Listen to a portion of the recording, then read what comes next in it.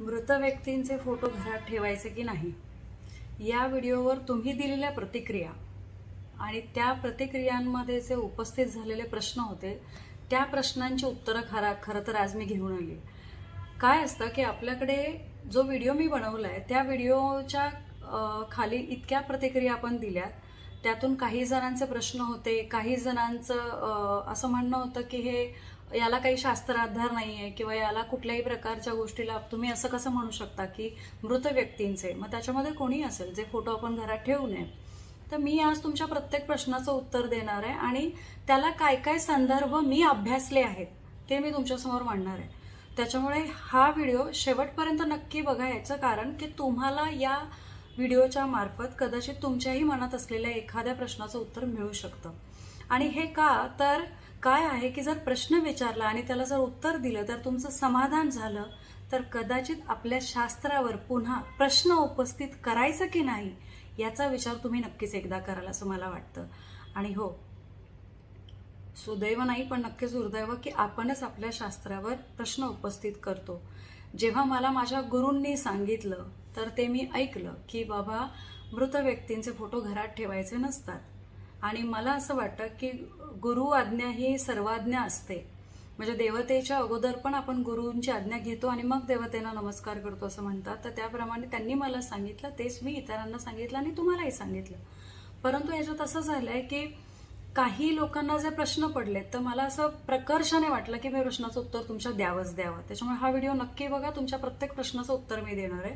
मी प्रश्न वाचून दाखवणार आहे तुम्हाला की त्या प्रश्न काय विचारला गेला आणि त्या प्रश्नाचं काय उत्तर आहे. सो आपण पहिला प्रश्न घेऊया. पहिला जो प्रश्न आहे त्या प्रश्नामध्ये असं विचारलं गेलंय की तुम्ही माझ्या घरात गेली कित्येक वर्ष फोटोज आहेत आणि त्या फोटोज मुळे मला काहीही त्रास झालेला नाही किंवा मला जाणवलेलं नाही, त्याच्यामुळे तुम्ही काहीही सांगू नका. त्या प्रश्नाबद्दलचं उत्तर मी तुम्हाला असं देते की जेव्हा असं आपल्याबरोबर होतं तेव्हा असं होतं की आपलं प्रारब्ध जे संचित कर्म आहे ते फार चांगलं आहे. त्याच्यामुळे तुम्हाला तुमच्या पितरांचे जे आशीर्वाद आहेत ते चांगल्या प्रकारे मिळतात, त्याच्यामुळे तुम्हाला त्याचं फळ मिळतंय. त्याच्यामुळे याच्यात काहीच गैर नाहीये. आणि जोपर्यंत तुमचं पुण्यकर्म किंवा तुमचं संचित पुण्य तुमच्या बरोबर आहे तोपर्यंत तुम्हाला कोणताही त्रास होणार नाही. आणि अशी अनेक उदाहरणं माझ्या पाहण्यातही आहेत. त्याच्यामुळे या प्रश्नाचं उत्तर मी तुम्हाला दिलं. पण ते उत्तर देण्याबरोबर अजून एक गोष्टीचा संदर्भ मी तुम्हाला देते. ज्ञानेश्वरीमध्ये एक ओवी दिली आहे, अध्यायही सांगते. अध्याय 8 आहे, ओवी क्रमांक 66. त्याच्यामध्ये ओवीमध्ये असं म्हटलंय, नातेरी सरपे कवच सांडिले, का उबारीने वस्त्र फेडिले, तरी सांगपा काय मोडले, अवेवा माझी. ज्ञानेश्वरी अध्याय 8 ओवी नंबर 66. याचा अर्थ काय होतो की सापाने जर कात टाकली किंवा उकडल्यावर जसं वस्त्र काढली जातात तर त्याप्रमाणे त्याला इजा होते का? नाही होत. त्याचप्रमाणे शरीर, म्हणजे ज्ञानेश्वरांना हे म्हणायचंय की आपण आपलं शरीर जेव्हा सोडतो, म्हणजे आपला आत्मा शरीर सोडतो आणि आत्मा निघून जातो, तर मानवाच्या शरीराचा जो उपभोग आहे तो आत्मा घेतो आणि जसं ज्याप्रमाणे कात टाकतो साप आणि त्याचं एक नवीन आयुष्य किंवा त्याला एक नवीन त्वचा किंवा नवीन देह प्राप्त होतो, त्याचप्रमाणे शरीर सोडल्यानंतर प्रत्येक जीवाला, प्रत्येक आत्म्याला कोणता ना कोणता त्याच्या संचित कर्मानुसार देह प्राप्त होतो असं ज्ञानेश्वर महाराज म्हणतात. आणि माझं असं मत आहे, जिथे ज्ञानेश्वर महाराज म्हणतात तिथे मी तर नतमस्तक होते. मी त्यांना प्रश्न प्रतिप्रश्न करू शकत नाही. त्यांनी या श्लोकामध्ये खरं तर सगळं सांगितलंय, पण असो, पुढेही मी त्याचा एक संदर्भ तुम्हाला देईन. अजून एक 19व्या ओवीत पान क्रमांक 589 वर खरंच जाऊन तुम्ही ज्ञानेश्वरी अभ्यासा. मी जे म्हणते त्याचे सगळे संदर्भ तुम्हाला द्यायचा प्रयत्न करते.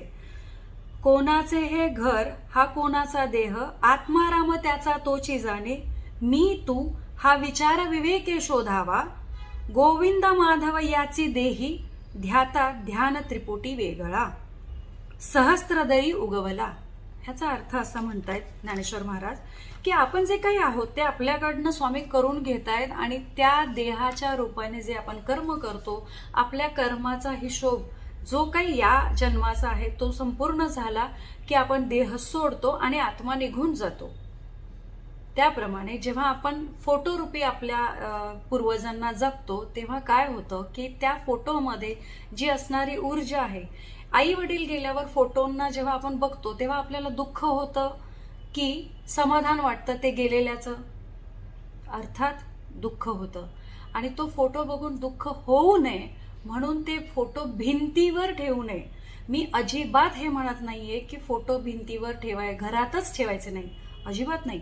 फोटो नक्की ठेवा, पण ते पांढऱ्या वस्त्रामध्ये घडी घालून नीट ठेवून तुम्ही ते तुमच्या दक्षिण कपाटामध्ये ठेवून द्या, जेणेकरून त्यांची जेव्हा तिथी असेल त्या तिथीला काढून मग तुम्ही त्यांचं जे काही तुमचं श्राद्ध कर्म किंवा जे काही कर्म आहे ते करा आणि मग पुन्हा तिथेच ठेवून द्या.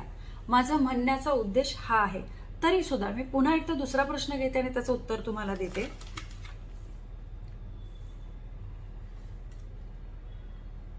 इथे ज्ञानेश्वर महाराजांचं खरं एक सांगायचं झालं तर ही गीतेतली ओवी ज्ञानेश्वर महाराज अर्थात ज्ञानेश्वरी ही गीतेचाच एक महत्वाचा भाग आहे. गीता कशी वाचावी, गीता आपल्याला काय सांगते याचं उद्दिष्ट संपूर्ण ज्ञानेश्वर महाराजांनी दिले. तरी सुद्धा की एक वाक्य दिलंय, अध्याय सांगते. अध्याय 11 आहे आणि ओवी संख्या 478 ही आहे, ती वाचा. आपणची आडखिळा कीजे, तो कौतुके जैसा विधान पाहिजे, तैसे देख गा तुझे निमित्त आहे. म्हणजे आता ज्या काही प्रश्नांची मला उत्तरं द्यायची त्याच्यामध्ये हा प्रश्न असा होतो की जसं तुम्ही मला प्रत्येकाने एक प्रश्न विचारलाय तर त्याच्यात ज्ञानेश्वर महाराज हे म्हणतायत, खरं तर या ओव्यात सगळं आलंय की आपणच आपल्या या पूर्ण शरीराचा अडथळा आपणच निर्माण करतो. या शरीराला ऍक्च्युली मुक्तीपर्यंत न्यायचं काम आपल्याला करायचंय, ते न करता आपण मायेमध्ये अडकतो आणि आपण आपला संसार, आपली मुलं बाळ या सगळ्यांमध्ये करतो. खरं तर आपल्याला हा देह, मानवी देह, गुरु सेवा, परमेश्वर सेवा, ईश्वराची सेवा किंवा देवाची सेवा, निरूपण, कथा निरूपण, नामजप हे करून मोक्ष प्राप्ती व्हावा ह्यासाठी झालेला आहे. परंतु आपण ते न करता मायेत अडकतो आणि जेव्हा पुन्हा गेलेल्या पितरांचे फोटो जेव्हा घरात येतात तेव्हा आपण त्यांची इमोशनली पुन्हा पुन्हा त्या दुःखाने किंवा वेदनेने कनेक्ट होतो. हा एक भाग त्याचा असतो. दुसरा प्रश्न मला असा आलाय की त्यांची इस्टेट घरदार तुम्हाला संपत्ती चालतं मग फोटो का नाही चालत? अहो पण मी कुठेच म्हणत नाहीये की फोटो नसावा. माझं हे म्हणणं आहे की फोटो असावा पण तो बंदिस्त दक्षिण दिशेला कपाटामध्ये ठेवावा आणि तिथीला काढावा. पुन्हा तुमच्या प्रश्नाचं उत्तर देते की तुम्ही आई वडील आपले जे असतात किंवा आपले जे नातलग असतात त्यांचा संबंध हा आपण पूर्वजन्मीच्या कर्माने लिखित करून घेऊन आलेला असतो. त्याप्रमाणे आई वडिलांनी तुमच्यासाठी संपत्ती ठेवून जायची, आई वडिलांनी तुमच्यासाठी आनंद ठेवून जायचा, आई वडिलांनी तुमच्यासाठी कर्ज ठेवून जायचं, आई वडिलांनी तुमच्यासाठी दुःख ठेवून जायचं का पीडा ठेवून जायचं, हे आपापल्या कर्मावर, संचित कर्मावर निर्भर असतं. त्यामुळे हा प्रश्नच येत नाही की तुम्ही ती संपत्ती दान करायची का ठेवायची. अर्थात एवढं मोठं मन असेल तर करू शकता, काहीच हरकत नाहीये. स्वबळावर करण्याची ताकद आपल्या सगळ्यांमध्ये असते, परंतु हा मुद्दा नाहीये. त्याच्यामुळे मी त्यांना सोडून द्या आणि त्यांची संपत्ती दान करा असं म्हणण्याचा माझा मतितार्थ नाही, नव्हता आणि नसेल. असो, दुसरा एक प्रश्न आलाय की हे फक्त हिंदू धर्माचे सनातनी लोकच विचार करू शकतात, ज्यांचे जीवन सरळ नाही किंवा जीवनात मृत्यू पावलेले आहेत असेच विचार करू शकतात. तर इथे ना मी तुम्हाला एक एकनाथ महाराजांबरोबर घडलेली कथा सांगते. एकनाथ महाराजांनी एकदा आई वडिलांचं श्राद्ध कर्म करायचं असं ठरवलं. आपल्या सर्वांना माहितीये की श्रीखंड्या म्हणजे साक्षात परब्रह्म विठ्ठल हे एकनाथ महाराजांबरोबर वावळत होते, राहत होते. त्यांच्या घरी श्रीखंड्या नावाने पाणी भरत होते. इतके पवित्र किंवा इतके सौभाग्यशाली कलियुगात तरी कोणी नाही असं मला वाटतं. काही जीव नक्कीच आहेत ज्यांनी खूप पुण्य केले, नामजप करून त्या पदाला ते पोचलेत. असो, एकनाथ महाराजांच्या घरी जेव्हा श्राद्धकर्म होतं तेव्हा श्राद्धकर्म असताना श्रीखंड्यांनी म्हणजे साक्षात परब्रह्माने त्यांच्या घरी पाणी भरलेलं आहे आणि त्यावेळेस श्राद्ध कर्माचं जेवण तयार झाल्यानंतर जो भोग आपण नैवेद्य त्यांना देतो तो तयार झाला होता आणि एकनाथ महाराज अंघोळ करून येत आहेत आणि ते घराच्या आत प्रवेश करतायत त्याच्या अगोदर त्यांच्या दरवाजात बाहेर शूद्र म्हणजे जे छोटे छोटे काम करणारे, शूद्र या अर्थाचा संबंध हा छोटे काम करणारे असा आहे. पूर्वी काय असायचा, आता त्याचा काय अर्थ याच्यात मला जाणे नाही. जे छोटे काम करणारे लोक होते आणि पूर्वी तेव्हा प्रथा अशा होते की त्यांना शूद्र म्हणजे कमी समजलं जायचं, त्याच्यामुळे त्यांना जेवण अगोदर देणं हा त्यावेळेस प्रघात नव्हता. तर एकनाथ महाराजांना त्या दारामध्ये असलेल्या एका स्त्रीने असं विचारलं तिच्या मुलीसाठी की महाराज आम्हाला भूक लागली आहे आणि माझ्या मुलीला पण भूक लागली, तर आम्हाला जेवण मिळालं तर फार बरं होईल. आणि तेवढ्यात त्यांची मुलगी असं म्हणते त्या स्त्रीला की आई महाराजांच्या घरून किती सुंदर सुवास येतोय अन्नाचा, मला खूप भूक लागली, खावंसं वाटतंय. हे जेव्हा वाक्य एकनाथ महाराज ऐकतात तेव्हा ते असं म्हणतात की ठीक आहे तुम्ही थांबा, मी तुम्हाला आणतो. आणि एकनाथ महाराज घरात जातात आणि एकनाथ महाराज तो बनवलेला सर्व प्रसाद जो श्राद्ध कर्मासाठी ब्राह्मण भोजन घालण्यासाठी बनवलेला असतो तो सगळा प्रसाद त्या भुकेल्या लोकांना ते खाऊ घालतात. आता इथे एक क्रिया घडते ती फार महत्वाची आहे, त्याच्यामुळे पूर्ण ऐका ही कथा की हे जेव्हा घडतं अर्थात त्यांच्याबरोबर साक्षात परब्रह्म राहत होते, त्याच्यामुळे हे घडण्यामागे तेच निमित्त मात्र होते याला माझी तीळमात्र शंका नाही. हे जेव्हा घडतं तेव्हा काय होतं की तो सगळा प्रसाद त्यांना दिल्यामुळे पुन्हा प्रसाद नाही राहत, कारण ब्राह्मण भोजन करायचं असतं आपण श्राद्ध कर्म करताना.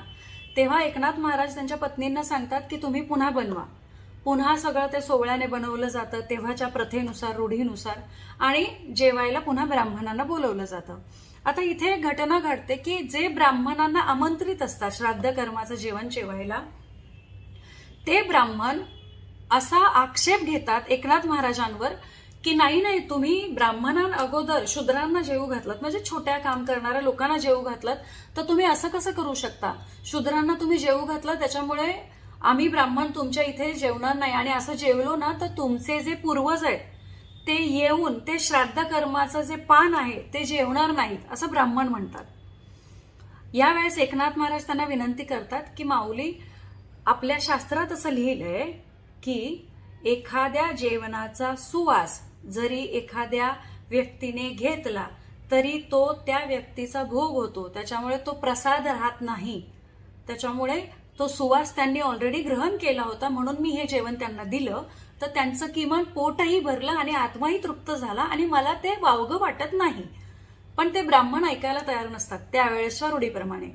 तर इथे मात्र श्रीखंड्या पुढे येतात, म्हणजे साक्षात परब्रह्म पुढे येतात आणि एकनाथ महाराजांना सांगतात की महाराज तुम्ही आत या, तुमचे पूर्वजांची पानं वाढलेली आहेत, या तुम्ही, तिथे तुमचे पूर्वज साक्षात येऊन प्रसाद ग्रहण करतील. आणि असं श्रीखंड्या स्वतः एकनाथ महाराजांना सांगतायत. तुम्ही जर एकनाथ महाराजांची पोथी किंवा ग्रंथ वाचाल तर तुम्हाला हा संदर्भ तिथे मिळेल. आणि साक्षात तिथे परब्रह्म त्यांच्या बरोबर उभे राहून हे पाहतात की एकनाथ महाराजांचे 7 पिढ्यांचे पूर्वज आलेले आहेत, ते स्वतः तिथे बसलेले आहेत, त्यांनी त्यांचा नैवेद्य प्रसाद किंवा श्राद्ध कर्माचं भोजन ग्रहण करतात आणि ते जाताना एकनाथ महाराजांना भरभरून आशीर्वाद देऊन जातात की तू खूप छान काम केलंस, त्याच्यामुळे आम्हाला आता मुक्ती मिळत आहे. मला या प्रश्नाच्या जातकाला हे उत्तर द्यायचंय की जर एकनाथ महाराजांच्या ग्रंथामध्ये ही कथा अधोरेखित केलेली आहे आणि जर जिथे श्रीखंड्या म्हणजे साक्षात परब्रह्म सांगतायत की तुमच्या दारी आलेला जातक याचक हा परब्रह्म समजून त्याला भोजन द्यावं, त्यानंतर ब्राह्मण किंवा इतर ज्या आपल्या रूढी परंपरा आहेत त्याप्रमाणे करावं, तर मला दुसरा कुठलाही विषय यात वावगा वाटत नाही. त्याच्यामुळे ते आपण करणं नक्कीच गरजेचं आहे. आणि यामध्ये मला महत्वाची गोष्ट तुम्हाला सगळ्यांना ही सांगायची की हे सगळं घडत असताना तुम्हाला जर या कथेमध्ये एक सार जो आपल्याला साक्षात परब्रह्म विठ्ठलांना आपल्यापर्यंत पोचवायचा आहे तो हा होता की पूर्वज आपले पित्र हे आपल्याकडनं श्राद्ध कर्म करून घ्यावं म्हणून अपेक्षित त्या इच्छा ठेवून असतात. ज्या अर्थी एकनाथ महाराजांच्या घरी परब्रह्माच्या आशीर्वादाने साक्षात सदेह दर्शन तिथे आलेल्या सगळ्या ब्राह्मणांना पण दिलं, एकनाथ महाराजांना पण दिलं, परब्रह्मच तिथे होते, त्या सगळ्यांनी त्यांना जर दर्शन दिलं आणि त्या ब्राह्मणांनी सगळ्यांनी स्वतःच्या पितरांना पण तिथे येऊन जेवून म्हणजे प्रसाद ग्रहण करून जाताना पाहिलं, या अर्थी आपले पूर्वज ही पृथ्वी सोडल्यानंतर सुद्धा या प्रसादाची किंवा या श्राद्ध कर्माची अपेक्षा यासाठी ठेवतात की जेणेकरून ते त्यांच्या पुढच्या गतीला प्राप्त होतील.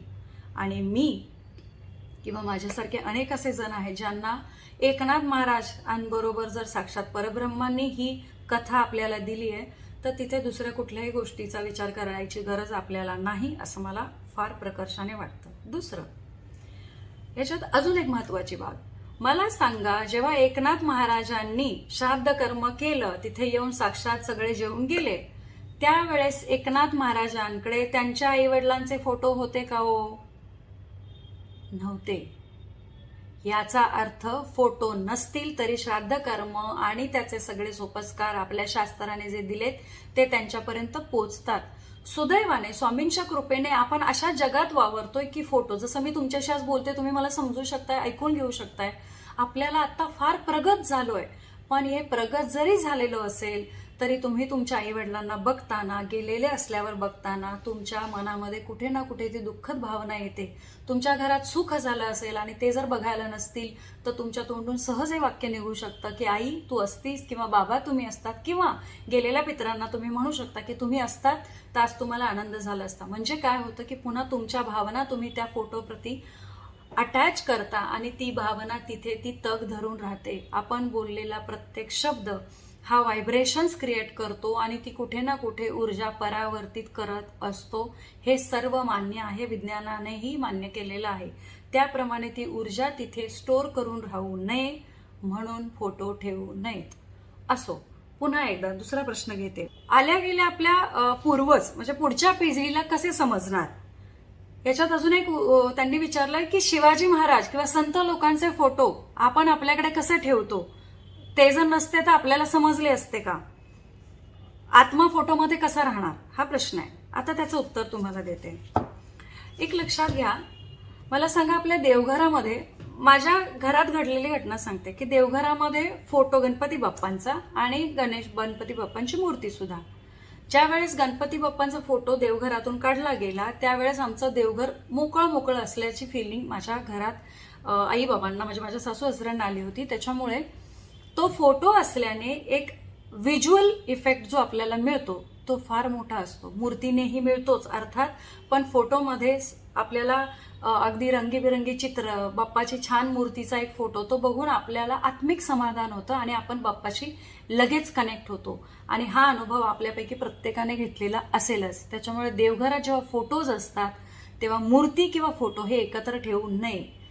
दुसरं, ज्या वेळेस असं होतं जेव्हा फोटो तुम्ही, आता आपण 2-3 गोष्टींचं विवरण करूया. पहिला गोष्ट, देवतेंचा फोटो किंवा आपण स्वामींचा फोटो घेऊ. स्वामी आहेत समोर माझ्या, स्वामींचा फोटो किंवा मूर्ती असेल तर आपण काय करतो? स्वामींबरोबर बोलतो, मनातलं बोलतो, चांगलं बोलतो, दुःख बोलतो, वाईट बोलतो, जे काय ते बोलतो, हो की नाही? मग अशा वेळेस आपण काय करतो? आपण जेव्हा स्वामींशी बोलतो तेव्हा आपण नक्की काय करतो की स्वामींचा आपल्याकडे मूर्ती किंवा फोटो आहे, बरोबर? मग स्वामींशी आपण बोलताना आपल्या मनातल्या भावना, आपल्या मनातल्या इच्छा हे सगळं आपण अर्पण करतो. कारण आपण भावनेने स्वामींशी, स्वामींच्या मूर्तीशी किंवा स्पेशली स्वामींच्या फोटोशी कनेक्ट असतो. तुम्ही बघा, स्वामींच्या बऱ्याचशा मठांमध्ये स्वामींचे फोटोज आहेत पादुकांबरोबर. कारण पादुकांबरोबर तुम्ही बघा, मठात गेल्यानंतर तुमचं सगळ्यात पहिलं ध्यान कुठे जातं? पादुकांवर की स्वामींच्या फोटोंवर? कारण आपल्याला व्हिज्युअल इफेक्ट जास्त स्ट्रॉंग कनेक्ट करतो. त्यामुळे फोटोमध्ये ती पॉवर नक्की येते. आणि आपलं शास्त्र असं सांगतं की एखाद्या गोष्टी बरोबर किंवा एखाद्या वस्तू बरोबर आपण असंच घेऊ, आपल्याकडे दगडाला शेंदूर फातला तरी त्याचा देव होतो असं का म्हणतात? त्याचं कारण आहे.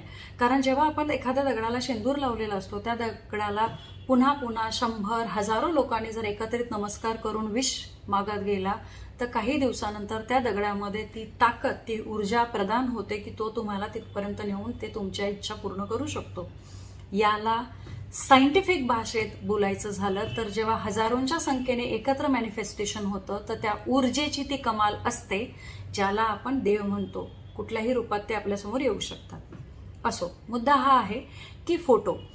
स्वामींच्या फोटोकडे आपण कसं बघतो, भावनेने, इमोशनल कनेक्ट होऊन, बरोबर. बाप्पाच्या फोटोकडे सेम तसंच शिवाजी महाराजांचा फोटो जर तुमच्या घरात असेल, एवढ्याशा ना मुलाला पण तो फोटो दाखवलात ना, तर आजूबाजूचं वातावरण ऐकून बोलून त्या मुलामध्ये छत्रपती शिवाजी महाराज की जय ही भावना येते.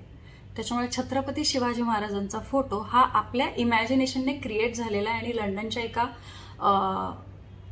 सभागृहात तो जुना फोटो आहे. त्याच्यामुळे छत्रपती शिवाजी महाराज ही असं एक नाव, असं एक ऊर्जा देणार आहे. किंवा छत्रपती संभाजी महाराज आहे, ताराबाई आहेत, राणी लक्ष्मीबाई आहे, अशा सगळ्यांचे फोटो ठेवा ना, कारण त्या फोटोतून तुम्हाला मिळणारी ऊर्जा ही स्ट्रॉंग असणार आहे. आणि असे फोटो तुम्ही बेडरूममध्ये नाही ठेवू शकत.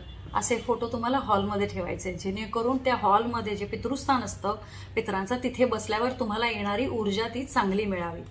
त्याच्यामुळे अशा संतांचे फोटो असतील तर आता तुम्ही स्वामींचा फोटो मी मगाशी म्हणाले, गजानन महाराजांचा फोटो असेल किंवा इतर जे बरेच गुरुतुल्य व्यक्ती आहेत त्यांचा फोटो असेल, कोणत्याही गुरुतुल्य व्यक्तीच्या फोटोकडे जर तुम्ही बघाल तर तुमची भावना आदरयुक्त होते आणि तुम्ही सहज नतमस्तक होता. छत्रपती शिवाजी महाराजांवर नतमस्तक होताना तुमचा ऊर भरून येतो. आजही कुठल्याही महाराष्ट्रीयन माणसाला किंवा मराठ्याला किंवा एक जो हिंदू आहे तो हे कबूल करेल की महाराजांमुळे आज तुम्ही, मी हिंदू, मी आज जेवढं धाडस करून तुमच्याशी बोलू शकते ही छत्रपती शिवाजी महाराजांची किमया आहे की आज त्यांच्यामुळे हे बोलायची ताकद मला मिळते आणि मी ते आज उपभोगत आहे. असो, तो वेगळा विषय आहे. सो स्वामींच्या फोटोमध्ये तुम्हाला ती येतं. मग मला सांगा, असे फोटो ठेवण्याबरोबर जर तुम्ही पितरांचे ठेवले तर तिथे काय होणार? पुन्हा तुमचे इमोशन्स, भावना कनेक्ट होणार. तुम्ही सुख जसं त्यांना सांगाल तसं दुःखही सांगणार. आणि हे सगळं बघत असताना त्याच्यामध्ये, त्या फोटोमध्ये असे काही व्हायब्रेशन्स असतात, अशा काही ऊर्जा स्थापित झालेल्या असतात ज्या आजकाल एका कॅमेरामध्ये ना जिवंत माणसाचा फोटो, त्याचा फोटो आणि मृत व्यक्तीच्या फोटोचं असा कॅमेरा आहे की त्या फोटोमधून ती ऊर्जा डिटेक्ट करता येते. आणि असं निदर्शनास आलंय की जिवंत माणसाच्या फोटोमध्ये ती ऊर्जा फार प्रभावी आणि पॉझिटिव्ह असते, व्हेअरॅज मृत व्यक्तीच्या फोटोमध्ये ती ऊर्जा प्रभावी नसून निगेटिव्ह ऊर्जा, नकारात्मक ऊर्जा दिसते. माझ्याकडे प्रूफ आणि हे सगळं द्यायला आता वेळ आहे, त्याच्यावर पुन्हा कधीतरी निवांत व्हिडिओ बनेल. पण तुमच्या प्रश्नाचं उत्तर द्यायचं म्हणून हे सांगितलं. त्याच्यामुळे छत्रपती शिवाजी महाराजांचा फोटो हे तुम्हाला नेतृत्व करायला शिकवतं. छत्रपती शिवाजी महाराजांबरोबर छत्रपती संभाजी महाराजांचा फोटो हे तुम्हाला आपल्या धर्मासाठी सॅक्रिफाईस कसं करायचं, आपल्या धर्मासाठी काम कसं करायचं हे शिकवतो. त्याच्यामुळे तुमच्या मुलांना हे 2 फोटो नक्की दाखवा.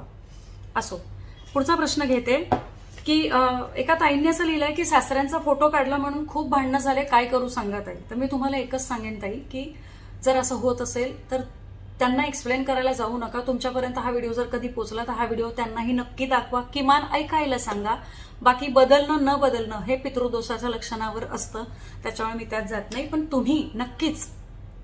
तुम्ही नक्कीच मी माझ्या चॅनलवर एक ऑलरेडी पितृदोषासाठीचे उपायांचे 2-3 व्हिडिओ ठेवलेले आहेत. ते व्हिडिओज बघा आणि त्याप्रमाणे तुमच्या सासऱ्यांना गती मिळावी यासाठी तुम्ही प्रयत्नशील राहा. एवढंच आपण करू शकतो. पण तुम्ही कोणताही भाव मनात आणून तुम्हाला स्वतःला त्रास करून घेऊ नका, असं मी नक्कीच सांगेन. पुढचा एक प्रश्न आहे, आत्म्याला स्वतःचं अस्तित्व, स्वतःची इच्छा, स्वतःच्या आशीर्वादाने कायम चांगलं वाईट करण्याचं सामर्थ्य असतं का? मी एकनाथ महाराजांची जी कथा सांगितली त्याचा थोडासा संदर्भ त्याच्यात आहे, त्याच्यामुळे तो संदर्भ त्यांना तुम्हाला लागू पडेल. आणि श्राद्ध करताना किंवा श्राद्ध कर्म करताना त्यांना ते पोचतं का? तर याच्यामध्ये ना मी एक पुस्तकाचा संदर्भ देते. त्या पुस्तकाचं नाव आहे शास्त्र असे सांगते, वेदवाणी प्रकाशनचं पुस्तक आहे. आणि मी तुम्हाला ते 1994 साली लिहिलेलं पुस्तक आहे. ते पुस्तक तुम्हाला मिळालं तर नक्की वाचा, नाही मिळालं तर मी त्याचा फोटो तुम्हाला कोणाला हवा असेल तर डिस्क्रिप्शनमध्ये तोही देईन. पण ते असं म्हणतायत की शास्त्राप्रमाणे गत व्यक्तीची वस्त्रे, शय्या यांचे दान करावेत. विशेषतः ज्या शय्येवर प्राणोत्क्रमण झाले आहे ती शय्या घरात ठेवू नये. या वस्तूंच्या बाबतीत विवेक वापरावा. स्मारक म्हणून ठेवण्यात येणाऱ्या वस्तू मजबूत पण दीर्घकाळ टिकणाऱ्या असतील तर त्या साफसूफ करून स्मारक म्हणून ठेवाव्यात, पण घरात वापरू नयेत. अगदी व्यक्तिगत असणाऱ्या म्हणजे पगडी, जपमाळ, चष्मा, काठी इत्यादी वस्तूंचे विसर्जन करावे, अन्यथा दान द्याव्यात. काही प्रांतात गत व्यक्तीची एकही वस्तू घरात ठेवली जात नाही. सोन्याचे दागिने असतील तर तेही वितळवून त्यांचा आकार बदलण्यात येतो. असे करण्यामागे उद्देश इतकाच की वस्तू पाहताच गत व्यक्तीला माया मोह उत्पन्न होऊन ती त्याच घरात रेंगाळत राहण्याची शक्यता असते आणि असे झाले तर त्याला पुढील मार्गक्रमण करणे सोयीचे होणार नाही, असे ह्या पुस्तकामध्ये शास्त्र असे सांगते. या पुस्तकात दिलेले आहे. आपल्याला ज्यांना कोणाला प्रश्न आहेत त्यांनी ह्या पुस्तकाचं नक्कीच वाचन करावं. असो. आता अजून एक पुढचा प्रश्न असा आहे की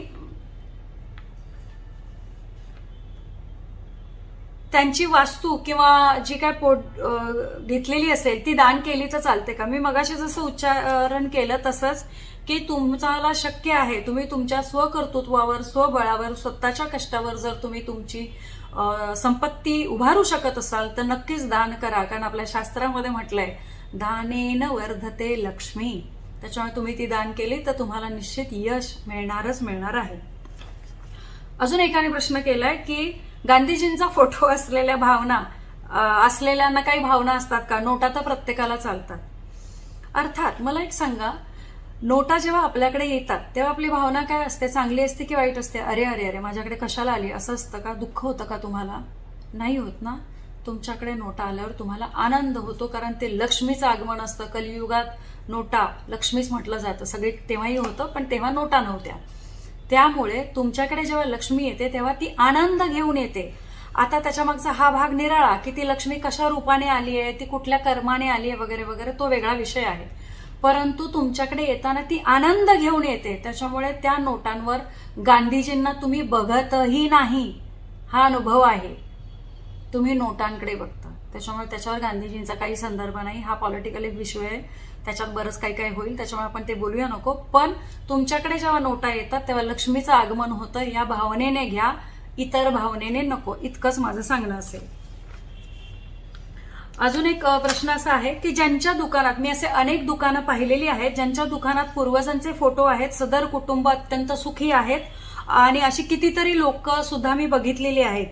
तर त्यांचे ग्रँड पाड 3-3 पिढ्यांचे फोटो असतात. त्यांच्या काहीही घरात अडचणी येत नाहीत आणि भरभराटही दिसते. याच्यात मी तुम्हाला सगळ्यांना 2 उदाहरणं देते. एक तर माझं एक जातक आहेत, नाव नाही सांगू शकत अर्थात, पण अलिबागचे एक जातक आहेत. त्यांची मी वास्तू केली होती. त्यांच्या घरातही पूर्वापार पिढीप्रमाणे अगदी 2 पिढ्यांचे तरी फोटो तिथे आहेत. मी वास्तू केल्यावर त्यांना पहिला सल्ला हा दिला होता. त्यांनी त्यांच्या वडिलांचं मगाशी जसं शास्त्र असं सांगते त्या पुस्तकात सांगितल्याप्रमाणे वॉयलेट जपून ठेवलाय, चावी जपून ठेवली, असं बरंच काय काय होतं. तर मी त्यांना सांगितलं की तुम्ही ते प्लीज गंगार्पण करा आणि फोटोही काढा. पण त्यांना काही केलं या सगळ्यावर विश्वास बसेना आणि त्यांनी अजूनही ते केलेलं नाही, मला हे माहीत आहे. आता तुम्हाला त्यांच्या घरची परिस्थिती सांगते. अतिशय प्रभावी व्यक्तिमत्व आहे, अतिशय फायनान्शियली बघाल तर संपन्न व्यक्तिमत्व आहे असं दिसायला आहे. पण प्रत्यक्षात त्यांच्याकडे असलेल्या बऱ्याचशा प्रॉपर्टींवर लिटिगेशन्स आहे. त्या लिटिगेशन्समुळे कोर्ट कचेरी, त्याच्याशी संबंधित त्रास, त्याच्याशी संबंधित वाद, त्याच्याशी संबंधित अशा बऱ्याच दुःखांना समोर ते जातात. दुसरं, हजबंड वाईफ रिलेशन म्हणाल तर हजबंड वाईफ रिलेशन हे समाजाला दाखवण्यासाठी त्या घरात आहे. दुसरं. तिसरं की फायनान्स त्यांचा फायनान्स जो येतो तो रोटेशन्समध्ये जातो आणि काही वेळेस त्यांना ह्या प्रॉपर्टीचे पैसे काढून त्या प्रॉपर्टीमध्ये, या बिझनेसचे पैसे काढून त्या बिझनेसमध्ये असं करावं लागतं. आणि आजच्या तारखेला त्यांना हवं तसं, म्हणावं तसं आत्मिक समाधान फायनान्शियली, इमोशनली आणि रिलेशनशिपमुळे किंवा रिलेशनशिपमध्ये नाही. हे मी प्रत्यक्षात पाहिलेले असे अनेक उदाहरणं आहेत, पण हे आत्ताचं लेटेस्ट उदाहरण आहे म्हणून मी तुम्हाला सांगितलं. दुसरं, या केसमध्ये मी सांगून सुद्धा मी त्यांना हे प्रकर्षाने सांगितलं की त्याच्यामुळे तुमच्या पितरांना गती मिळत नाहीये, पत्रिकेमध्ये पितृदोष दिसतोय, तर तुम्ही हे केलं आणि बाकीचे छोटे छोटे उपाय केले तर तुम्हाला ते होईल. पण त्यांनी अजूनपर्यंत फार थोडेसे उपाय केलेले आहेत. त्यांच्याकडून ते उपायही संपूर्ण झालेले नाहीत. त्याच्यामुळे अजून एक केस तुम्हाला सांगते. फार मोठं व्यक्तिमत्व आहे, खूप मोठं व्यक्तिमत्व आहे आपल्या भारतातलं. त्यांच्या एका ऑफिसमध्ये त्यांच्या वडिलांचा मोठा फोटो लावण्यात आला होता आणि त्या ऑफिसमध्ये नवीन फोटो म्हणजे जुना फोटो जो छोटा होता तो खूप मोठा, म्हणजे मी एक्सप्लेन नाही करू शकत, इतका मोठा तो करून लावण्यात आला होता. त्याच्यानंतर त्यांच्या ऑफिसमध्ये असे काही निदर्शनास त्यांच्या आलं आणि त्यांना सांगितलं गेलं आपल्याकडून की तुम्ही एक काम करा, हा जो साईज त्याची हे केली ते काढून आपण त्याच्यावर असे उपाय करू, असं करू. आणि हे त्यांनी, मोठं बिझनेसमन व्यक्तिमत्व आहे, हे त्यांनी सांगितल्याप्रमाणे केल्यानंतर त्यांच्या येणाऱ्या व्यवसायात अडचणींना त्यांना बऱ्यापैकी मार्गक्रमण मिळत गेलं, असं त्यांनी स्वतः सांगितलेलं आहे. नाव मी घेऊ शकत नाही कारण त्याला काही लिमिटेशन्स आहेत. असो, पुन्हा हे तुम्हाला मान्य असेल तर करा, नसेल तर कृपया सोडून द्या. ठीक आहे, आपण पुढचा प्रश्न घेऊ. आपण आपल्या होऊन गेलेल्या व्यक्तिगत व्यक्तींचे फोटो ठेवायचे नाहीत, मग पुढाऱ्यांचे आणि कसे ठेवायचे? अहो, पण पुढाऱ्यांचे फोटो ठेवा असं मी सांगतच नाहीये. माझं असं म्हणणं आहे ते पुढाऱ्यांचं ठेवायचे की नाही हा ज्याचा त्याचा वैयक्तिक प्रश्न आहे. आणि पुढाऱ्यांचे ठेवायचेच आहे तर मी सांगेन छत्रपती शिवाजी महाराजांचे ठेवा, छत्रपती संभाजी महाराजांचे ठेवा, वीर सावरकरांचे ठेवा, सुभाषचंद्र बोस यांचे ठेवा, फार उच्च विचारांचे व्यक्तिमत्व होते, चाणक्य यांचे ठेवा, फार आहेत. राणी लक्ष्मीबाई आहेत, नावं घ्यायला गेली तर कमी पडतील. आत्ताचे राजगुरू, सुखदेव असे आहेत, त्यांचे ठेवा. तुमच्या मुलांना काही चांगली प्रेरणा मिळेल त्याच्यातून. बाकी पुढाऱ्यांचे ठेवायचं की नाही हा तुमचा सर्वस्वी प्रश्न आहे. पण तुम्हाला एक सांगते की चांगल्या व्यक्तिमत्वाचे फोटो ठेवले तर तुमच्या घरात ते व्हायब्रेशन्स तुम्हाला अनुभवायला येतील. अजून एक जणांनी विचारलंय की संस्थापक, नेते, पुढारी यांचे फोटो कॅलेंडरवरती लावलेले आपल्या दैनंदिन जीवनात घरामध्ये आज पण असतात, कित्येक वर्षानुवर्ष ठेवतात, तर ते पण ठेवायचे का? तर माझं उत्तर यामध्ये असेल नाही. अजून एक प्रश्न आहे की मला असा अनेकदा प्रश्न पडतो की ज्या पूर्वजांनी, आई वडिलांनी आपल्याला जीवन दिले, जीवनातील अडचणी, जडणघणी त्यांनी आपल्याला मदत केली, अशांचे फोटो आपल्या कारकिर्दीला अडचण कशी निर्माण करतील? तर मी जसं सांगितलं की शास्त्र असे सांगते या फोटोमध्ये जे त्याचा पूर्णतः एक्सप्लेनेशन करून दिलेलं आहे त्याप्रमाणे बघायला गेलं तर आपण त्यांना या मायाजालामध्ये अडकून ठेवतो असा अनुभव येतो, म्हणून ठेवू नये.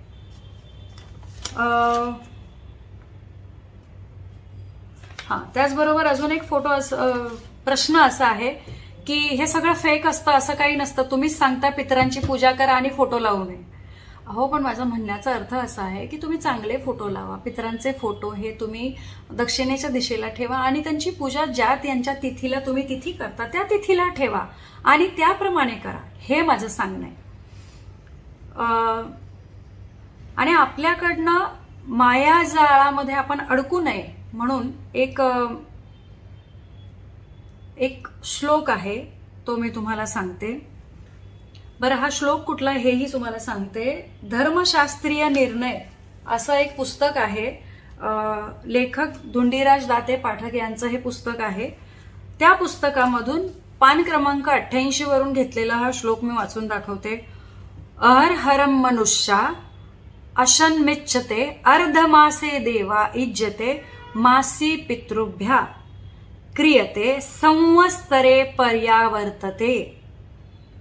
यजुर्वेद म्हणजे यजुर्वेद मधून आलेला हा श्लोक आहे. त्याचं असं म्हणणं आहे धर्मशास्त्राप्रमाणे की आपण प्रत्येक मासामध्ये म्हणजे अमावस्याला आपण जो नैवेद्य देतो आपल्या पितरांना, असं संवत्सर म्हणजे 1 वर्षभर आपण तो जो नैवेद्य त्यांना देत राहिलो तर त्यांना या भूभागातून किंवा पृथ्वी सोडल्यानंतरचा जो वरचा लेअर असतो त्याच्यातून गती मिळायला मदत होते. हा पंडित धुंडीराज शास्त्री दाते यांच्या लेखणीतून आलेला हा आहे. मी नक्कीच यांच्यापेक्षा कमी शिक्षित आहे, हे फार उच्च व्यक्तिमत्व होऊन गेले ज्यांनी हे लिहिलेलं आहे, जर ते असं सांगतात तर मात्र आपल्याला करायला पाहिजे असं मला वाटतं. दुसरा एक आहे की एक फार विचित्र पण अशी कमेंट आहे की तुम्ही लोकांनी भारत देश असं काही सांगून बरबाद केलेला आहे. याच्यावर आहे ना, आत्ता 2 दिवसापूर्वी घडलेली घटना मला तुम्हाला सगळ्यांना सांगायला आवडेल. हे आपलं शास्त्र, आपला धर्म याच्याबद्दल आपणच वाईट बोलावं इतकी मुभा आपल्याच शास्त्रात आणि दुर्दैवाने आपल्याच धर्मात आहे. त्याच्यामुळे बोलताना आपण काय बोलतोय, आता मी तुम्हाला त्याचा एक संदर्भ देते.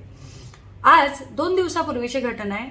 वेदव्रत ही उपाधी 19 वर्षाचा मुलगा घेतो, ज्याला 2000 श्लोक तोंडपाठ आहेत आणि तेही न बघता, न पोथी किंवा तो ग्रंथ वाचता अशा प्रकारचे श्लोक पाठ करावे असं विज्ञानामध्ये आपल्याकडे काही आहे का हो? आपण ते करू शकतोय का? आत्ताच्या विज्ञानामध्ये ही ताकद आहे का की 2000 श्लोक तुम्ही तोंडपाठ करू शकता, तेही तुम्हाला न बघता म्हणायचे? हे कुठे, ही पॉवर कुठे येते? ही पॉवर फक्त आपल्या शास्त्रात, आपल्या धर्मात, आपल्या पुस्तकांमध्ये येते, अर्थात तुम्ही त्यावर विश्वास ठेवून केलं तर.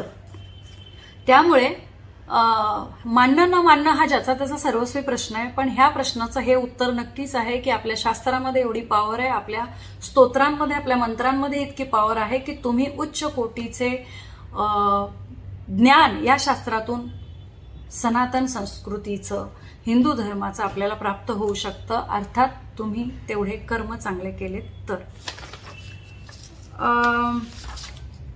अजून एक आहे की याच्यामध्ये ना, ज्ञानेश्वरीचा मी तुम्हाला हे मुद्दाम दाखवते की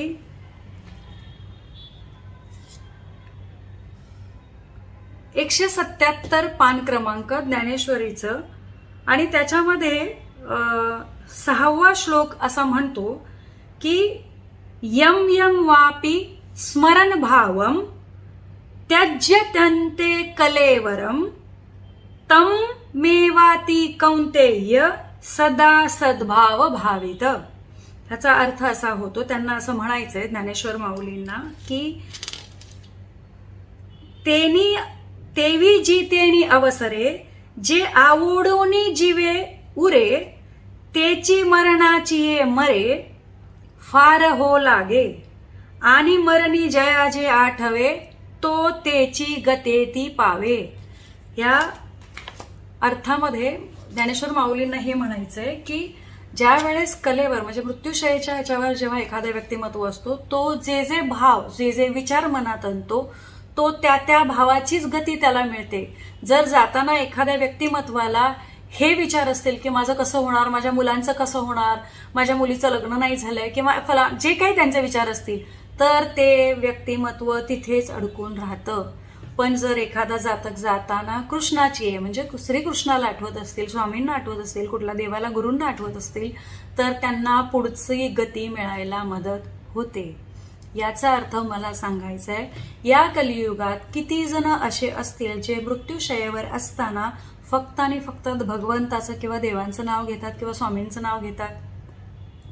फार कमी. असं नाही म्हणत मी की कोणीच नाही घेत, नक्कीच घेत असतील, पण प्रमाण फार कमी आहे. याचा अर्थ हा होतो की हे प्रमाण कमी असल्यामुळे आपले जे पूर्वज आहेत ते त्या गतीला प्राप्त न होता किंवा त्यांच्याकडनं त्यांना मिळणारी जी गती आहे ती न मिळता ते कदाचित त्या गतीच्या अपेक्षित असतील, आणि आपण अशा प्रकारचे चांगले सत्कर्म, श्राद्धकर्म करून त्यांना ती गती प्राप्त करून देऊ शकतो. असो, तो आपण आता पुढचा प्रश्न असा घेऊया की आपल्या शास्त्रामध्ये पूर्वजांना गती मिळावी किंवा गती मिळते असं जे आपण श्राद्ध कर्म करतो, त्या श्राद्ध कर्माला काय संदर्भ आहे किंवा त्याला काय शास्त्राधार आहे, तो तुम्हाला मी सांगते.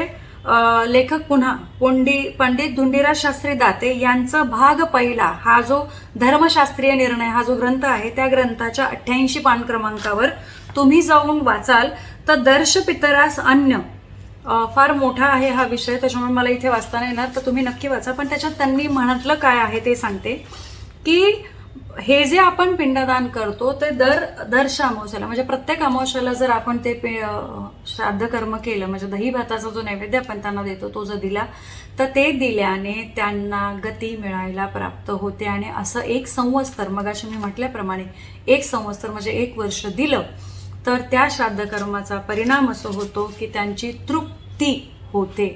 कारण ती तृप्तीची भावनाच त्यांना या मोहजाळातून म्हणजे पृथ्वीवरून बाहेर पडते आणि ते पुढच्या गतीला प्राप्त होतात. सो आत्तापर्यंत जेवढे प्रश्न तुम्ही मला पाठवले त्या सगळ्याचे प्रश्नांची उत्तरं द्यायचा प्रयत्न मी केला. मला एकच म्हणायचं आहे की मी हा एवढा प्रयत्न याच्यासाठी केला आणि तुम्हाला ज्ञानेश्वरीपासून सगळ्या ग्रंथांचं मी तुम्हाला हे सांगायचा प्रयत्न याच्यासाठी केला की गीतेमध्ये, ज्ञानेश्वरी ग्रंथामध्ये असे आपले अनेक ग्रंथ आहेत, पुस्तकं आहेत, ज्याच्यामध्ये बरेच संदर्भ आपल्या पितरांसाठी, पितरांच्या श्राद्ध कर्मासाठी दिलेले आहेत. तर आपण त्याचा आदर केला पाहिजे, अवहेलना नाही. आणि आदर करताना समोरच्या व्यक्तीला काय म्हणायचं हे समजून घेऊन जर तुम्ही केलं तर नक्कीच त्याला एक चांगलं बल प्राप्त होईल. कारण काय होतं की तुमचा संदर्भ, तुमचं म्हणण्याचा एक गोष्ट असेल, पण जेव्हा तुम्ही या अशा सगळ्या गोष्टींकडे एका वेगळ्या दृष्टिकोनातून बघता तेव्हा समोरच्याकडनं त्याचा दृष्टिकोन काय आहे, त्याचे उपाय काय आहेत हे पाहणं फार महत्त्वाचं आहे. त्याचबरोबर मी तुम्हाला सगळ्यांना हे नक्की सांगू शकते की हे जे सगळे आहे ना, पुन्हा हे अनुभूतीचं शास्त्र आहे. तुम्ही अनुभव घ्या, अनुभव घेऊन नाही पटलं तर सोडून द्या. कारण कुठली गोष्ट धरायची, कुठली गोष्ट सोडायची हे नितांत आपल्या हातात स्वामींनी आपल्याला दिलेलं आहे. त्याच्यामुळे सत्कर्म, चांगलं कर्म. कारण तुम्ही जेव्हा एखादी कमेंट करता आणि ती जेव्हा वाईट कमेंट किंवा वाईट शब्दांची कमेंट असतं, ते एक लक्षात घ्या, हेही आपलं कर्म असतं. त्यामुळे ते कर्म चांगलं करायचं की वाढवायचं हे करा.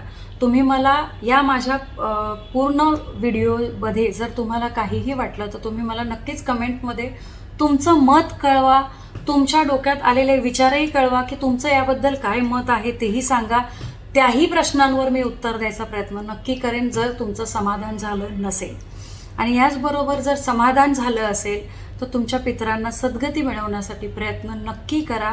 कारण तुम्ही तुमच्या पितरांना सद्गती मिळवायला जर मदत केलीत तर तुम्हाला आणि तुमच्या कुटुंबियांना फार चांगले अनुभव येतील. याचं एक कारण तुम्हाला सांगते. तुम्हाला माहिती आहे का, आपल्याकडे एक म्हण आहे, अगदी बोलीभाषेतली म्हण आहे, तू काय 7 पिढ्यांचा उद्धार करायला आलायस का किंवा आली आहेस का, असं सहज बोललं गेलंय. मी बऱ्याचदा ऐकलंय. तुम्ही आपल्यापैकी कोणी ऐकलं असेल तर तुम्ही असं काय ऐकलंय का मला कमेंटमध्ये नक्की कळवा. मला एक सांगायचं आहे की त्याच्यामध्ये तुम्ही जर हे बघाल तर एखादं वाक्य बोलीभाषेत, एखादी प्रथा जेव्हा पडते किंवा एखादी म्हण पडते तर त्याच्यामागे कारण असतं. कारण आपल्याला स्वामींनी पृथ्वी तलावर चांगलं कर्म करून तुमच्या संचित कर्माशी संबंधित व्यक्तींना मुक्ती किंवा मोक्ष मिळवून द्यायला पण मदत करू शकता. इतकं कर्म चांगलं आपण करू शकतो. त्याच्यामुळे ते करायला जमतंय का बघा. त्याचे बरेच उपाय असतात, त्याचे बऱ्याच गोष्टींनी करता येतात. पण किमान नामस्मरण आणि चांगलं कर्म याने सुद्धा आपण बऱ्याच गोष्टींमध्ये आपल्या पितरांना सद्गती द्यायला, गती मिळवून द्यायला कार्यरत करू शकतो. त्याच्यामुळे आपली कुठलीही म्हण ही व्यर्थ नाही, इतकं मी नक्की तुम्हाला सांगू शकेन. असो, तुम्हाला हा माझा जो प्रयत्न आहे तो कसा वाटला हेही नक्की कमेंटमध्ये कळवा. तुम्हाला आवडलंय का मी तुम्हाला हे जे काय आजपर्यंत जी माहिती मला अवेलेबल होती ती दिली. तर या कमेंटवर तुमच्या पिढीला, येणाऱ्या पिढीला किंवा यंग जनरेशनला काय होतं की तुम्ही जे काही प्रश्न केलेत, यंग जनरेशनने जर हा व्हिडिओ ऐकला आणि त्यांना संदर्भासहित मी बऱ्याचशा गोष्टी द्यायचा प्रयत्न केला आहे, तर ते जर पटलं तर कमीत कमी आपली येणारी पुढची पिढीसुद्धा या आपल्या कर्मांना, म्हणजे श्राद्ध कर्म असेल किंवा आपलं पूजा करायचं कर्म, कोणतंही कर्म आहे, याला वाईट म्हणणार नाही किंवा थुतांड म्हणणार नाही, तर ह्याला काहीतरी सायंटिफिक बेस आहे, आधार आहे, हे मान्य करून त्या आपल्या संस्कारावर विश्वास ठेवेल असा माझा विश्वास आहे. त्याचबरोबर तुम्हाला याबद्दल काय वाटतं, तुमचं मत नक्की कळवा. आणि हो, तुम्हाला हा व्हिडिओ जर आवडला तर शेअर, सबस्क्राईब यासाठी करा की पुढील काही व्हिडिओ असतील ते तुमच्यापर्यंत मला पोचवायला आनंद होईल. धन्यवाद. शुभम भवंतु.